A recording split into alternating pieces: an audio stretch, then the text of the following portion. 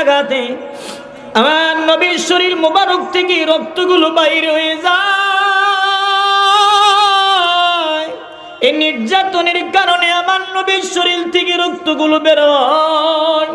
হযরত যায়েদ ইবনে হারেস শরীরের কাপড়গুলো খুলে খুলে আমার নবীর শরীর মোবারক থেকে রক্তগুলো চুষতেছেন, তার কাপড় ভিজায় রক্তগুলো নিতেছেন। কিন্তু এক পর্যায়ে রক্তগুলো আর কাপড়ে টানে না, কাপড় সব ভিজে ভিজে একটা রক্তের ফোঁটাও আর নিতে পারে না। আমার নবীর শরীর মুবারক থেকে রক্তগুলো বেয়ে বেয়ে যখন জমিনে পড়ে যাবেন, রক্তের ফোঁটা নবীর পায়ে তালু মুবারকে টলমল টলমল করছেন, জমিনে পড়ে যাবেন। আর আল্লাহ তাআলা ডাক দিয়ে বলছিল, জিবরাইল যাও আমার বন্ধুর কাছে যাও, এই রক্তের ফোঁটা যদি জমিনে পড়া যায়, এই জমিনে জালজালা শুরু হয়ে যাবে রে। আমার বন্ধুর রক্তের ফোঁটা যদি জমিনে পড়ে, জমিন বরদাস্ত করতে পারবে না, সহ্য করতে পারবে না। আমার বন্ধু রক্তের ফোঁটা জমিনে পড়ার আগে আগে তুমি হাতে নিয়ে যাও। জিবরাইল বলেন, আমার সমস্ত পাকা গুলি একসাথে বাড়ি বাইরা আমি মুহূর্তের ভিতরে নবীর পায়ের নিচে চলে আসলাম। কোন মোনাজাতে যদি আমার নবীর দুরূদ আর সালাম পাঠ না করা হয়, ও শুধুমাত্র দোয়াটা আসমান পর্যন্ত পৌঁছে না, আসমান জমিনের মাঝখানে ঘুরতে থাকেন। নবীর দুরূদ আর সালামের মাধ্যমে আল্লাহ কবুল করে নেন। সুবহানাল্লাহ। আমার আল্লাহ তাআলা আমার আপনার নবীর জানা দিলেন, বন্ধু বেঈমানের বাচ্চাগুলি বলল, আপনার নাম নেওয়ার মতো কেউ নাই। পৃথিবীর যদিও কেউ আপনার নামের জিম্মাদারি না নিয়ে যায়, আমি আল্লাহ আছি যেইখানে, আপনার নামটাও লাগায়া দিলাম সেইখানে। বলেন তো, আজানে আমার নবীর নাম আছে না নাই? আরো জোরে কও। নামাজে আমার নবীর নাম আছে না নাই? আজানে আসেনি? আশহাদু আন্না মুহাম্মাদুর রাসূলুল্লাহ,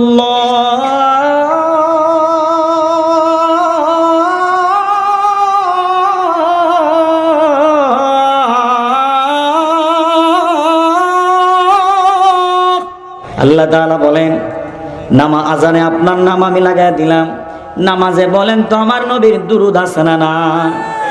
আমার আল্লাহ তাআলা জানাই দিলেন, বন্ধু প্রথম নম্বরে আমি আল্লাহ আপনার নামের জিম্মাদারি নিয়ে নিলাম।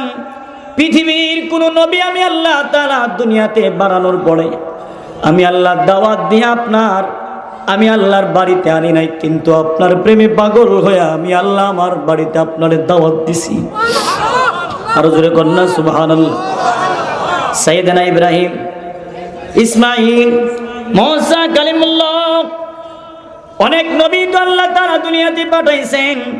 পয়গম্বর মুসা আলাইহিস সালাতু ওয়াস সালাম বারবার বলেন, আল্লাহ আপনারে দেখতেছে। আল্লাহ বলেন, লান তারানি, সম্ভব না, সম্ভব না। নবীর দাম তো দিছেন আল্লাহ, নবীর উম্মতের দাম আরো বাড়াইয়া দিছেন। সুবহানাল্লাহ জোরে বলেন। পয়গম্বর মুসা আলাইহিস সালাম একদিন আল্লাহর কাছে ডাক দিয়া বলতেছিলেন, মালিক আমি যে আপনার সাথে কথা বলি তোর পারে দাঁড়ায়া, এমন কোন সুসংবাদ, এমন কোন অধিকার আরো কাউরে আপনি দিছেন নাকি? আল্লাহ তাআলা জানায় দিলেন, বন্ধু ও পয়গম্বর মুসা, এই ক্ষমতা শুধুমাত্র নবীর না, আমার নবীর উম্মতরে আমি আল্লাহ দান করে দিছি। কোন নবীর উম্মত? আর আল্লাহ তাআলা জানায় দিলেন মুসা পয়গম্বরকে, আরে মুসা আপনি তো কথা বলেন নির্দিষ্ট একটা সময় নিয়ে তোর পাহাড়ে দাঁড়ায়া, কথা বলার সময় আপনার পায়ে জুতা লাগে, আপনার উযু গোসল লাগে, কিন্তু শেষ জামানায় একজন নবী আসবেন যার নাম হলো মুহাম্মদ ইবনে আব্দুল্লাহ। ওই বন্ধুর উম্মতের আমি আল্লাহ এমন শক্তি দিলাম, এমন অধিকার দিলাম, তোর পাহাড়ে নির্দিষ্ট স্থানে দাঁড়াইতে হবে না, পৃথিবীর যে কোনো জায়গায় দাঁড়ায়া ডাক দিলে আমি আল্লাহ কবুল করে নিব। আরে বন্ধু মুসা, আপনি তো আমার সাথে কথা বললে আপনার পায়ের জুতাগুলি খুলতে হয়, আমার বন্ধুর উম্মতেরা জুতা খুলতে হবে না, হাঁটবে গাড়বে, যে জায়গায় যাবেন গাড়ি চালাইবেন, জুতা পায়ে থাক বা না থাক, যে কোনো অবস্থায় আমারে ডাক দিবেন, আমি আল্লাহ জবাব দিয়ে দিব। তুমি তো নির্দিষ্ট স্থানে দেখো আমার এই বান্দার, আমার এই বন্ধুর উম্মতেরা, তাম পৃথিবীটারে আমার বন্ধুর উম্মতের জন্য মসজিদ বানায়া দিলাম, খেতের লাইলে দাঁড়ায়ও যদি নামাজ পড়ে আমি আল্লাহ কবুল করে নিব। মুসা আলাইহিস সালাতু ওয়াস সালাম ডাক দিয়ে বলেন, আল্লাহ, এই উম্মতের মতো সম্মান কি আমার উম্মতকে দেওয়া যাবে না? আমার আল্লাহ তাআলা ডাক দিয়া বলেন, পয়গম্বর, এই বাজেটটা নবী মুহাম্মদের উম্মতের জন্য বাজেট হয়ে গেছে, আর কারো বেলায় হবে না। সুবহানাল্লাহ জোরে। বিশ্ব নবীর উম্মতের বেলায় বাজেট হয়ে গেছে, আর কারো বেলায় হবে না। আল্লাহ তাআলা জানায় দিলেন, বন্ধু, দুনিয়াতে যত নবী পাঠাইছি কাউরে আমি আল্লাহ দাওয়াত দিয়ে বাড়িতে আনি নাই। ভাইরা আমার, একজন পয়গম্বরের নাম হলো ইব্রাহিম খলিলুল্লাহ, আর একজন পয়গম্বরের নাম হলো হাবিবুল্লাহ। খলিলুল্লাহ শব্দের অর্থ হইল আল্লাহর বন্ধু, হাবিবুল্লাহ শব্দের অর্থ হইল আল্লাহর বন্ধু। কিন্তু বন্ধু বন্ধু পার্থক্য রইল কোথায়? খলিলুল্লাহ বলা হয় এমন বন্ধু, যেই বন্ধু আল্লাহকে খুশি করার জন্য নিজের সন্তান জবাই করে দেন। আর হাবিবুল্লাহ বলা হয় এমন বন্ধুকে যার প্রেমের স্বয়ং আল্লাহ নিজে পাগল হইয়া দাওয়াত দিয়া বাড়িতে নিয়ে যায়। আমার আল্লাহ তাআলা আমার আপনার নবীর জানায় দিলেন, হাবিব, চোখের পানিগুলো আপনি বন্ধ করে দেন, নেন, আমি আল্লাহ আপনারই কাউসার দান করে দিলাম। কাউসারের আরেকটা ব্যাখ্যা হলো, বেঈমানের বাচ্চাগুলি বলল আপনার অনুসারী থাকবে না, আপনার নাম নেওয়ার মতো কেউ থাকবে না। নবী গো, এই আসিফ ইবনে ওয়াইল যারা আছেন এদের নাম এক সময় কেউ নিবে না, এদের অনুসারী কেউ থাকবে না। কিন্তু একটা সময় এমন আসবে আপনার প্রেমে পাগল হয়ে মা তার সন্তানের বিদায় দিয়ে দিবেন শহীদ হওয়ার জন্য। এই কথা ঠিক না বেঠিক জুড়ে বলেন? ভাইরা আমার, এইখানে আমরা যারা আছি, আমার তো মনটা বলেন সকল মানুষ প্রস্তুত আছি নবীর বিরুদ্ধে যদি জীবন দিতে হয়। আমার তো মনটা বলেন এই ময়দানে যারা আছেন সবাই নির্দ্বিধায় জীবনটা দিতে প্রস্তুত। কথা ঠিক না বেঠিক জুড়ে বলেন? শুধুমাত্র তাই নয়, আমার আল্লাহ তাআলা বুঝায় দিলেন, বন্ধু, আপনার ডাকে সাড়া দিয়া সন্তানের মায়া করবে না। আমার আপনার নবী যুদ্ধের ময়দানে যান। নবীর একটা সাহাবী ছিলেন যার নাম ছিল বশীর ইবনে উকবা রাদিয়াল্লাহু তাআলা আনহু। যুদ্ধের ময়দানে যখন রওনা হয়ে গেলেন, এমন সময় আমার নবী ডাক দিলেন, বশীর ইবনে উকবা, ছোট বাচ্চারা তো রওনা হয়ে গেছে। যুদ্ধের ময়দান থেকে যখন সবাই ফিরে আসলেন, ওই যে 7-8 বছরের বালকটা রাস্তার কিনারায় দাঁড়ায় রইলেন, কবে আসবেন তার আব্বা, তার আব্বার সাথে রাতে ঘুমাবেন। অনেক সাহাবায়ে কেরাম বাড়িতে আসলেন, আমার নবীও আসলেন, কিন্তু ওই সাহাবী, ছোট সাহাবীর আব্বার বাড়িতে আসলো না। ওই বশীর ইবনে উকবা, ছোট বাচ্চা বশীর, তার আব্বার সন্ধানের জন্য আমার নবীর কাছে গিয়ে বলতেছেন, নবী গো, আমি তো দেখেছিলাম আপনাদের সাথেই তো আমার আব্বা যুদ্ধের ময়দানে গিয়েছিলেন। আগে নবীজি, আমি অনেকক্ষণ পর্যন্ত দাঁড়ায় দাঁড়ায় দেখলাম আমার আব্বা, সবাই আসলেন কিন্তু আমার আব্বা যে আর আইল না। বলেন না আমার আব্বা কোথায়? ওই বাচ্চাটার কথা শোনার পরে আমার নবী চোখের পানিগুলো টপ টপ করে বাহির করিয়া দেন। তার এই কথাটা শোনার পরে আমার নবী চেহারা মুবারকটা ডান দিক থেকে বাম দিকে নিয়ে যান। এই বালকটা আবার বাম দিকে গিয়া আমার নবীর চেহারার দিকে তাকাইয়া বলেন, আল্লাহর হাবিব, কথা বলেন না কেন? বলেন না আমার আব্বা কোথায় আছে গো? ঠিক এমন সময় আমার আপনার নবী বলছেন, আমি কেমনে বুঝাই তার আব্বা শহীদ হয়ে গেছে? আমি কেমনে বুঝাই যে তার আব্বা যুদ্ধের ময়দানে শহীদ হয়ে গেছে? এক পর্যায়ে সাহাবায়ে কেরাম বলেন, বসির তোর আব্বা এমন দেশে গেছে রে, যেই দেশে গেলে আর কেউ কোনোদিন ফিরে আসে না। ছোট বালক আমার নবীর ডাক দিয়ে বলতেছিলেন, আল্লাহর হাবিব, আমার আব্বা যে একবারও আমার কথা চিন্তা করলো না, আমার আব্বা যে যুদ্ধের ময়দানে শহীদ হয়ে গেল, আমি রাতের বেলায় কার সাথে গিয়া বুকে জড়ায় ধইরা ঘুমাবো? আমার আব্বা সারা যে পৃথিবীতে আমার আপন বলতে আর কেউ নাই, কে আমার আদর দিবি, কে আমারে বুকে জড়ায় ধরবে? এই যে সূর্য লাল হয়ে যাচ্ছে, আমি যদি এখন বাড়িতে যাই কার কাছে গিয়ে ঘুমাবো? আমার আম্মা নাই, আমার ভাই নাই, এই পরিবারে আমার আব্বা ছাড়া আপন বলতে আমার কেউ নাই, আমি এখন কেমনে গিয়ে বাড়িতে ঘুমাইতে যাই? তার এই বক্তব্যটা শোনার পরে আমার নবী ভাবি তারে জড়ায় ধইরা বলতে লাগলো, বশির, যদিও তোর আব্বারে আমি রাসূল আইনা দিতে পারবো না, আমি রাসূল তোমার বিদায় হয় নাই, বাকি জিন্দেগির জন্য আমি রাসূল তোর আব্বা হয়ে গেলাম। ভাইরা আমার, বল তোর কোনো দুঃখ আসেনি? এই ছোট বালক আমার নবী বললেন, আল্লাহর হাবিব, আমার কোনো দুঃখ নাই, কোনো ব্যথা বেদনা নাই, কিন্তু আমার আব্বা যুদ্ধের ময়দানে যাওয়ার সময় একবারও আমার দিকে তাকাইলো না, একটা বার আমার কথা চিন্তা করলো না, আমি কার সাথে গিয়ে রাতে ঘুমাবো?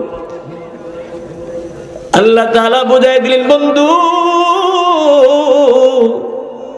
বেঈমানের বাচ্চাগুলি আপনারে লেজ কাটা বলে, আবতার বলে আপনি টেনশন করেন না, তামাম পৃথিবীটারে আপনার প্রেমে আমি আল্লাহ পাগল বানাইয়া দিছি।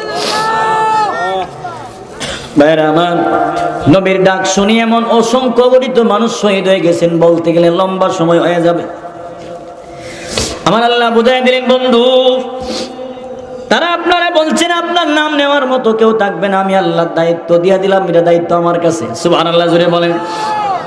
তারা বলছেন আপনার অনুসারী হবে না, আপনার অনুসারী থাকবে না। আল্লাহ তাআলার নবী বলেন, কঠিন কিয়ামতের ময়দানে সবচাইতে বেশি উম্মত আমার নবী নিয়ে দাঁড়াবেন। সুবহানাল্লাহ জুড়ে বলেন। আমার আপনার নবী প্রায় সময় মসজিদে নববীর সামনে স্বপ্নের কথাগুলো বলতেন, সাহাবায়ে কেরামদেরকে বলতেন, তোমরা কেউ কি কোনো স্বপ্ন দেখছো নি? থাকলে বলো, দেখে থাকলে বলো। আমার নবী সাহাবীদের কথাগুলো শুনতেন, মাঝে মধ্যে নবী ও স্বপ্নের ব্যাখ্যাগুলি দিতেন, নিজের কথাগুলো স্বপ্নের কথা বলতেন। একদিন সাহাবায়ে কেরাম কেউ স্বপ্নের কথা বলে না, কিন্তু আমার নবী ডেকে ডেকে বললেন, সাহাবীরা রে, গত রাতে আমি একটা স্বপ্ন দেখছি, অনেক সুন্দর স্বপ্ন। সুবহানাল্লাহ জুড়ে বলেন। আমার স্বপ্নের কথাগুলো শুনবা? বলে, জি হুজুর। এমনি আমার নবী বলেন, আমি গত রাতে স্বপ্নে দেখলাম হাসরের ময়দানটা কায়েম হয়ে গেছে, হাসরের ময়দান কায়েম হয়ে গেছেন। ওই সময় আমি তাকায়া দেখলাম অনেক নবীগণ, কেউ 10 জন, কেউ 20 জন, কেউ 5 জন, কেউ 1 জন হলে হাসরের ময়দানে আল্লাহর সামনে হাজির হয়ে যায়। তবে দেখলাম হঠাৎ করে একজন নবী অনেকগুলি উম্মত লইয়া আগে আগে নেতৃত্ব দিয়া সামনের দিকে আগাইতেছেন। আমি স্বপনে জিজ্ঞাসা করলাম, প্রভু গো, নবীগণের স্বপন না নবীগণের স্বপন হইল ওহি? সুবহানাল্লাহ জুড়ে বলেন। নবীর স্বপন ওহি। আরে নবীর স্বপনের আমরা স্বপনের মধ্যে ব্যবধান আছে না নাই? কথা কন না দি? আমরা স্বপন আর নবীর স্বপন অনেক বড় ব্যবধান। আমরা তো ঘুমায় দেখছি, গেছি গা সৌদি আরব, ঘুম থেকে ওইটা দেখি খাড়তে মাটিতে ফিরে গেছি গা। কথা কন না দি? স্বপ্ন থেকে দেখছে বেটা সৌদি আরব গেছে গা, কত খুশি, গাড়ি চালাইতেছে। ঘুমে তো ওইটা দেখে বেটা বালিশের কভার খুলে লাইছে।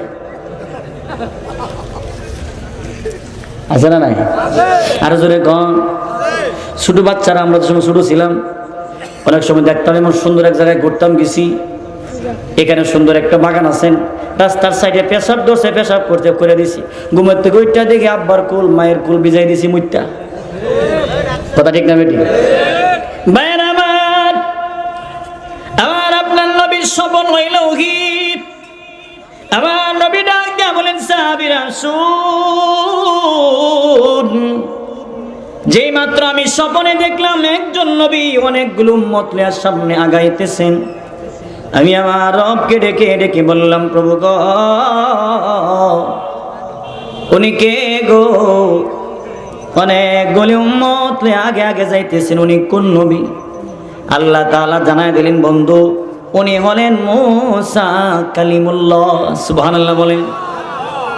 আমার নবী বলেন, সাহাবীরা মূসা নবীর উম্মত দেখে আমার মনটা একটু দুর্বল হয়ে গেল, না জানি আমার উম্মতের সংখ্যা কম হয়ে যাবে। আমার মনটা দুর্বল হওয়ার সাথে সাথে আমার আল্লাহ তাআলা আমারে ডাক দিলেন, বন্ধু মূসা নবীর উম্মত দেখে আপনার মনটা দুর্বল হয়ে গেল, আপনার মাথা মুবারকটা একটু ডান দিকে ঘুরান। সুবহানাল্লাহ জোরে বলেন। আমার নবী বলেন, আমি যখন মাথা মুবারকটা ডান দিকে ঘুরাইলাম, আমার দৃষ্টি যতটুক পর্যন্ত যায় অত দূর পর্যন্ত শুধু মানুষ আর মানুষের মাথা দেখা যায়। আমার আল্লাহ তাআলা ডাক দিলেন, বন্ধু আপনার মাথা মুবারকটা আপনি একটু বাম দিকে ঘোরান। আবার যখন আমি বাম দিকে ঘোরাইলাম, ওইখানেও দেখলাম যত দূর পর্যন্ত দৃষ্টি যায় তত দূর পর্যন্ত শুধু মানুষ আর মানুষের মাথা দেখা যায়, সামনে পিছনে উপরে নিচে এমন দেখা যায়।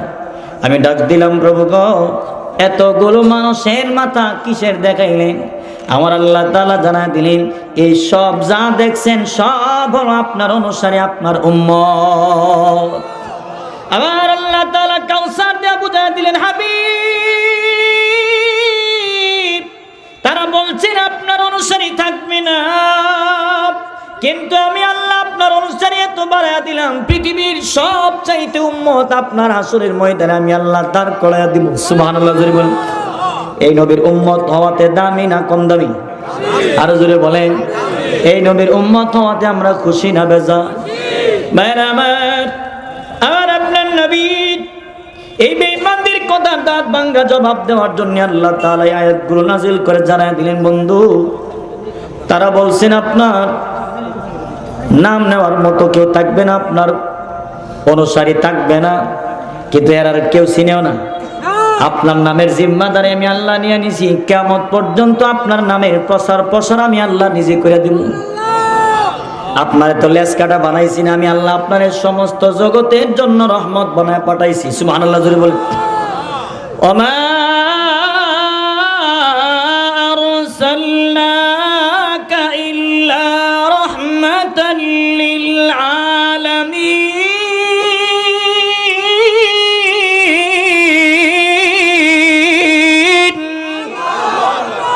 আল্লাহ তাআলা বলেন, আপনার তামাম জগতের জন্য আমি আল্লাহ রহমত বানাইছি না গজব বানাইছি?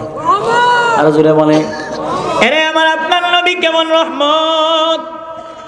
তাইফের ময়দানে বেঈমানের আঘাতে আঘাতে আমার নবীর শরীর মোবারক থেকে রক্তগুলো বাইর হয়ে যায়।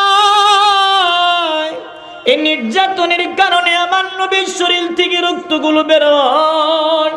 হযরত যায়েদ ইবনে হারেস শরীরের কাপড়গুলো খুলে খুলে আমার নবীর শরীর মুবারক থেকে রক্তগুলো চুষতেছেন, তার কাপড় ভিজায় রক্তগুলো নিতেছেন, কিন্তু এক পর্যায়ে রক্তগুলো আর কাপড়ে টানে না, কাপড় সব ভিজে ভিজে একটা রক্তের ফোঁটাও আর নিতে পারে না। আমার নবীর শরীর মুবারক থেকে রক্তগুলো বেয়ে বেয়ে যখন জমিনে পড়ে যাবেন, রক্তের ফোঁটা নবীর পায়ে তালু মুবারকে টলমল টলমল করছেন, জমিনে পড়ে যাবেন। আর আল্লাহ তাআলা ডাক দিয়ে বলছিল, জিবরাইল যাও আমার বন্ধুর কাছে যাও, এই রক্তের ফোঁটা যদি জমিনে পড়া যায় এই জমিনে জালজালা শুরু হয়ে যাবে রে। আমার বন্ধুর রক্তের ফোঁটা যদি জমিনে পড়ে জমিন বরদাস্ত করতে পারবে না, সহ্য করতে পারবে না। আমার বন্ধু রক্তের ফোঁটা জমিনে পড়ার আগে আগে তুমি হাতে নিয়ে যাও। জিবরাইল বলেন, আমার সমস্ত পাকা গুলি একসাথে বাড়ি বাইরা আমি মুহূর্তের ভিতরে নবীর পায়ের নিচে চলে আসলাম। আমার আল্লাহ তাআলা পাহাড়ের ফেরেশতা আমার নবী কি বললেন, ইয়া রাসূলুল্লাহ, আমার আল্লাহ তাআলা বলছেন আপনি যদি অনুমতি দেন এই পাহাড়গুলি চাপা দিয়া সমস্ত বেঈমানদেরকে আমি আল্লাহ ধ্বংস করে দিব। আমার আপনার নবী ডেকে বললেন, ফেরেশতারা রে, আমি রাসূল যদি বদদুয়া দেই, আমি রাসূল যদি এখন বদদুয়া দেই, তাহলে আমি তো রহমত নামে গজব হয়ে গেলাম। হয়তোবা আমার দাওয়াত তারা এখন মানে নাই, তাদের পরবর্তী প্রজন্ম হয়তোবা মানবেন। সুবহানাল্লাহ জুড়ে বলেন। বেঈমানের বাচ্চাগুলি বলছিলেন আমার নবীর নাম নেওয়ার মতো কেউ থাকবে না, আমার নবীর ইন্তেকালের পরে নবীর নাম নেওয়ার মতো কেউ থাকবে না। এবার বলেন তো নবীর নাম নেওয়ার মতো মানুষ আছে না নাই? এজরে কোন আছে না নাই? এমনও মানুষ আছেন নবীর দেখছে না, বাংলায় বাড়ি। এইখানে আমরা যারা আছি আমাদের সকলের বাড়ি কিন্তু বাংলাদেশ। অনেকে আছে টাকা পয়সা নাই, নবীর দেখি নাই, কিন্তু গুনগুন গুনগুন সুরে কান্দেন, তামান্না দিলেতে আমার মনেতে বাসনায় আমার যাব সোনার মদিনা। বলে কি বলে না? হ্যাঁ জুড়ে বলেন, বলে কি বলে না? গুনগুন সুরে গান গাই, মনে বড় আশা ছিল যাব মদিনা, মনে বড় আশা ছিল যাব মদিনা। সালাম আমি করব গিয়ে, সালাম আমি করব গিয়ে নবীর রওজায়, মনে বড়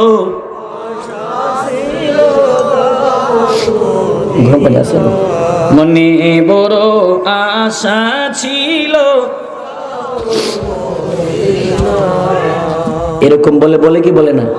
কিছু আশিকে রাসূল আছে, এরা মদিনা যাওয়ান লাগে না, মাঝে মধ্যে নবীর শানে নাতে রাসূল বললে প্রশান্তি পাই দিলের ভিতরে। কথা ঠিক না বেঠিক জুড়ে বলে? ভাইরা আমার, আল্লাহ তাআলা কাউসার দিয়ে বুঝাই দিলেন, বন্ধু আপনারে যারা বললেন আপনার নাম নেওয়ার মতো কেউ থাকবে না, আমি আল্লাহ এদের নাম নেওয়ার পরে কেউ থাকবে না, কিন্তু আপনার ইন্তেকালের সময় আমি আল্লাহ ইতিহাস গড়াইয়া দিব। সুবহানাল্লাহ জুড়ে বলেন। ভাইরা আমার, কিন্তু আসলে যেদিন আমার আপনার নবী বিদায় হয়ে যাবেন, ওই দিন আমার আপনার নবী হুজরা শরীফের ভিতরে শুয়ে আছেন। ভাইরা আমার, আমার আপনার নবী ইন্তেকালের আগে আগে হুজরা শরীফের ভিতরে শুয়ে রইলেন। যেই মাত্র শুয়ে আছেন, আমার নবীর মাথা মুবারকে ব্যথা, আমার নবীর পা মুবারকে ব্যথা, আমার নবী শুয়ে আছেন। শেষ পর্যন্ত হঠাৎ করে এক সময় আম্মা জান আয়েশা সিদ্দিকা রাদিয়াল্লাহু আনহা বলেন, আমি তাকে দেখি আমার নবীর হাত মুবারক এইভাবে একবার গুটায় আবার লম্বা করেন। আমার নবী এইভাবে হাতগুলো গুটায় আবার লম্বা করেন। এক পর্যায়ে আমি চাদরটা উঠায়া দেখলাম আমার নবীর শরীর মুবারকের প্রত্যেকটা পশমের গোড়া দিয়া ঘাম বাহির হয়ে যায়। আল্লাহু আকবার জুড়ে বলেন। আম্মাজান বলেন, যে মাত্র আমি এই অবস্থাটা দেখলাম, আমার নবী একটা পাত্র থেকে একটু পানি নিয়ে নবীর হাত মুবারক দিয়ে এইভাবে কপাল মুবারকে বারবার মালিশ করতেছেন। আর আপনার নবী হঠাৎ করে ফাতিমাকে বললেন, ফাতিমা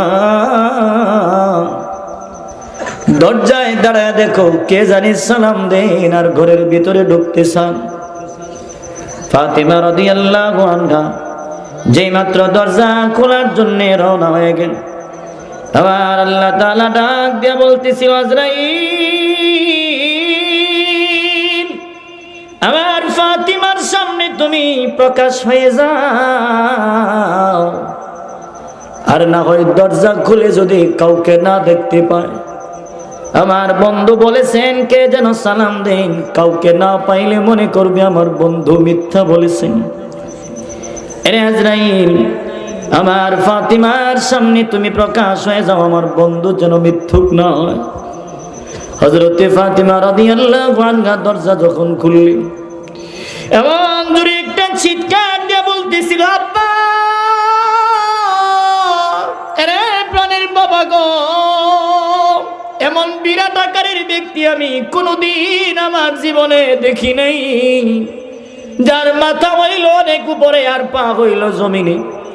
মক্কা মদিনার কারোর সাথে তার চেহারার কোনো মিল নেই। বাবা গো, উনি কে গো, কি জন্য উনি আসছেন? আমার নবী ইশারা দিয়া বললেন, হাদা মালাকুল মউত। সুবহানাল্লাহ, জোরে বলে। এরে ফাতিমা, উনি তো এমন একজন ব্যক্তি, মার কোল থেকে সন্তান কাইরা নিয়ে যায়, সন্তান এতিম বানায় আমার দুনিয়া থেকে নিয়ে যায়, ভাই রেখে ভাই নিয়ে যায়, বোন রেখে ভাই নিয়ে যায়। একটা মায়ের একটা ছেলে নিলেও তার দিলের ভিতরে কোনো দয়া মায়া লাগে না। উনি হচ্ছেন আজরাইল আলাইহিস সালাতু ওয়াস সালাম, যিনি দুনিয়ার স্বাদ আর মজা কর্তনকারী। দুনিয়ার সব স্বাদ আর মজা তিনি কেটে দেন আজরাইল আলাইহিস সালাম। হযরতে ফাতিমা রাদিয়াল্লাহু আনহা বুঝতে পারলেন আমার নবীর নেওয়ার জন্য বুঝে আসছেন। ফাতিমা রাদিয়াল্লাহু আনহা আমার নবী কি বললেন, আব্বা আমি বুঝে ফেলেছি উনি আপনাকে নেওয়ার জন্য আসছে গো।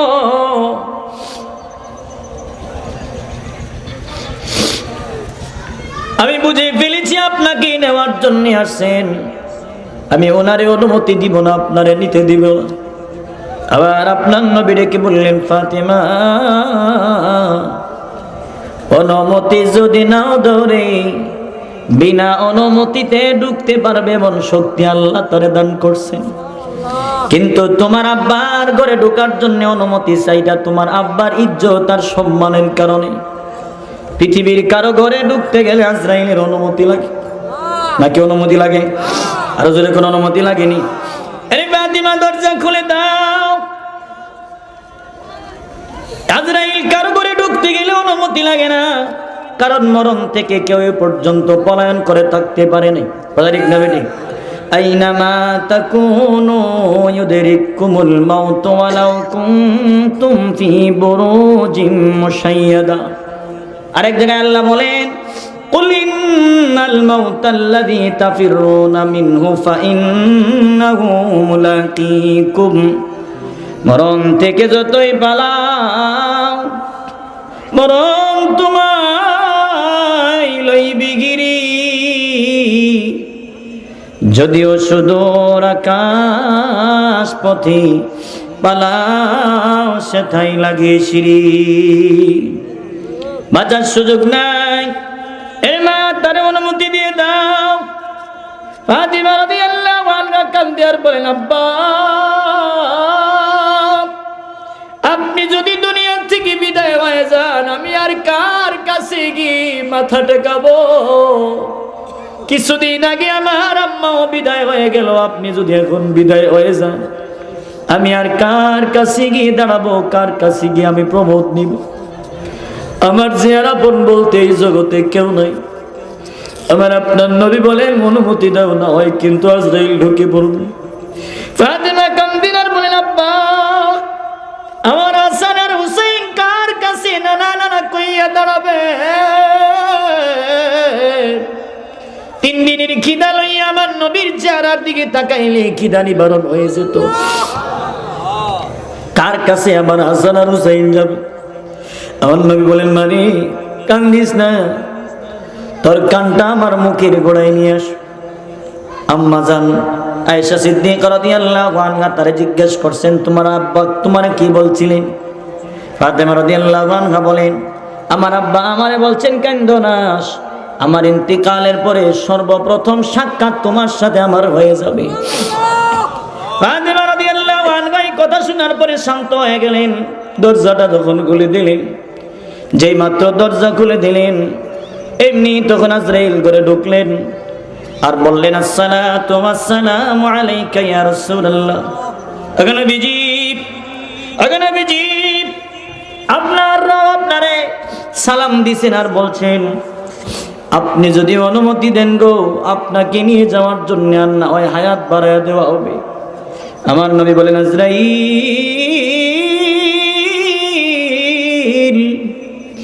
আমি যাব কি যাব না এই মুহূর্তে আমি এখন বলতে পারবো না।